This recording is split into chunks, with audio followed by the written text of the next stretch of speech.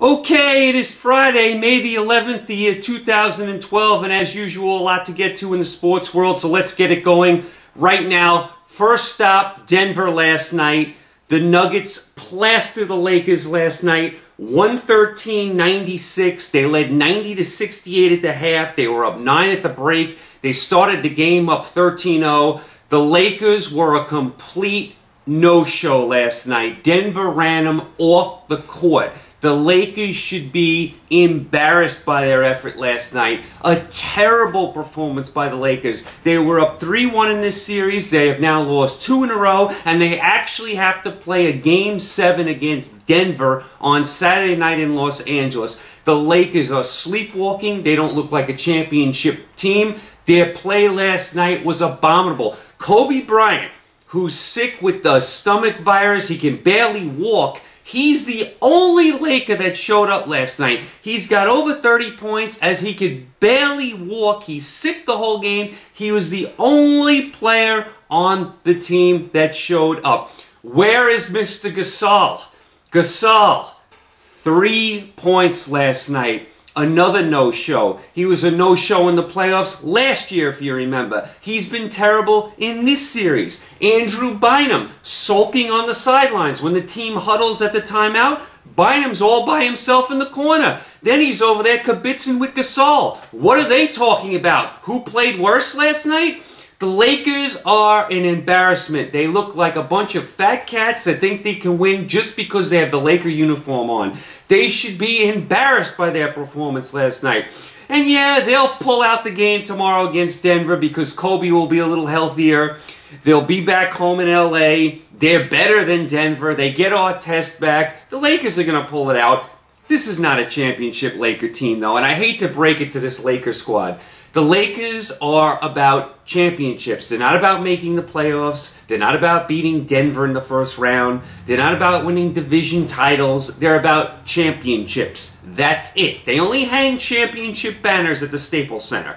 So this team needs to get its act together and needs to get it together quick. Oklahoma City's been waiting for them. Oklahoma City has home court in the next round. The Lakers are going to play them in the next round. And the Lakers, from what I can see, have no chance of beating Oklahoma City. Not with this effort. No way. And the Lakers have become very home-heavy the last few years. They play good at home. They seem to win their home games when they need to. And they don't do a darn thing on the road. They don't do anything on the road. They have become a terrible, unwatchable road team. They get blown out more than they're competitive on the road. So just a terrible, terrible, terrible performance by the Lakers. And another thing, why should Ron Artest, who elbowed the Oklahoma City player Harden the second to last game of the year, be allowed to play in this Game 7? He should have been suspended the whole first round, not just 7 games, because one of those games was the last game of the regular season. He wasn't going to play that game anyway. So the league let Artest and the Lakers off easy, so they get him back tomorrow. That's a huge break. I'm sure the Lakers will get through it, but the writing is on the wall. There is no way the Lakers are going to beat Oklahoma City, then San Antonio, and then Miami in the next 3 rounds without home court. No way. And I don't even blame Coach Brown because this was going on when Phil Jackson was here where they would get lazy. But they were just so good, they were able to overcome it. Not this team. And Mr. Gasol, wake up, and Bynum, stop pouting. And the Laker bench, where are you? How many points did the Laker bench have last night? They've been blown out in this series. So just other than Kobe Bryant, the Lakers have been deplorable from top to bottom. Embarrassing. Moving on last night, the Philadelphia 76ers, they beat the Chicago Bulls. They move on to the next round. They win 79-78. Doug Collins' first playoff win since 1989. It's hard to believe Doug Collins has not won a playoff series since 1989. I am happy for him. He is a good guy. Chicago, let's face it, once they lost Derrick Rose and Noah didn't play, they weren't going anywhere. So this is no surprise that they lost here. This game was 78-77. Bulls' P.J. Watson runs down court, gives the ball to Asik. He misses 2 free throws. And then with 7 seconds left, Iguodala comes back down court. He gets fouled. He makes 2 shots. Then Watson misses the half-court shot. and the Sixers win by 1 point. So just a bad loss by the Bulls. They could have easily won this game, and Watson, the point guard, has to know his personnel at the end of the game. The Bulls are up 1 point. There's 7 seconds left in the game. You have to take the ball out there and kill the clock, or you get fouled, or give it to someone that's a good free throw shooter. You can't give it to Mr. Ashik, who shoots like 50% from the line, who then bricks up 2 free throws. The Sixers get the rebound, run down court, they get fouled, and essentially win the game. Watson, who is a decent point guard, and let's face it, he's in there because Rose is hurt, has to know his personnel better than that. There's 7 seconds left in the game. You're winning the game. You don't need to fly up the court there and give it to a poor free throw shooter. You're just setting yourself up for disaster, which is exactly what happened. So the Sixers move on to the next round. Moving on, the Celtics beat the Hawks last night, 83-80. Paul Pierce at the end hits 2 big free throws. Teague doesn't get a good shot off at the buzzer, and the Celtics win by 3. Garnett had a big game. He looked like the old Kevin Garnett. He played really, really well. Smith and Horford played well for the Hawks. Joe Johnson, as usual, a no-show. Al Horford did miss a big free throw down the stretch. He could have tied the game with a couple seconds left in the game. He made only 1 of 2 free throws, and that left the Hawks down 1. So a big miss at the line for the Hawks. The Hawks are another one of those teams.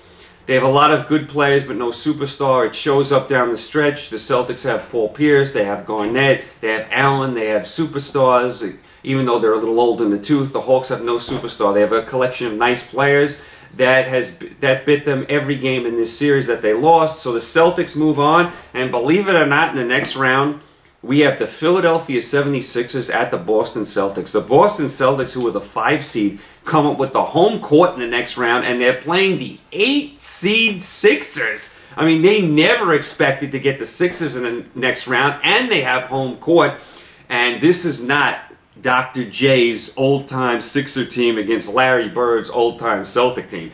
This is the walking wounded of the Celtics against the not-so-great Sixers. So this is not your Sixers-Celtics of yesteryear. Still, these two have had a big history going back years and years and years. They're one of the 2 classic franchises in the NBA. So Sixers and the Celtics starting on Saturday in Boston. This week, tonight, actually, we have Memphis at the Clippers, Game 6. Memphis would show me a lot if they win tonight. They've been chasing that game they lost in Game 1. They blew the 27-point lead in Game 1. They've been chasing that game ever since. They could have won every game in this series. Instead, they lost 3 of them. It would show me a lot if they got today's game and got it back to Memphis for Game 7. I think if they did that, they would win in Game 7. Tonight, I am not so sure. Memphis continues to melt down at the end of these games. I mean, even the other night, they almost blew a big 24-point lead and had to hang on. One thing that concerns me about the Clippers that will help Memphis, 2 big injuries for the Clippers. Chris Paul has a hip flexor. He's a game-time decision.